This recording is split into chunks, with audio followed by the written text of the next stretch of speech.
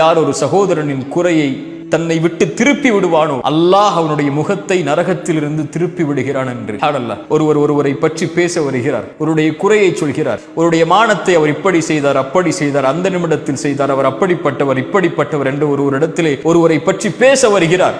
அப்போது அவர் அதை தடுத்து கொண்டால் எனக்கு இது தேவையற்ற செயல். அடியானுக்கும் அல்லாவிற்கும் உள்ள தொடர்பது.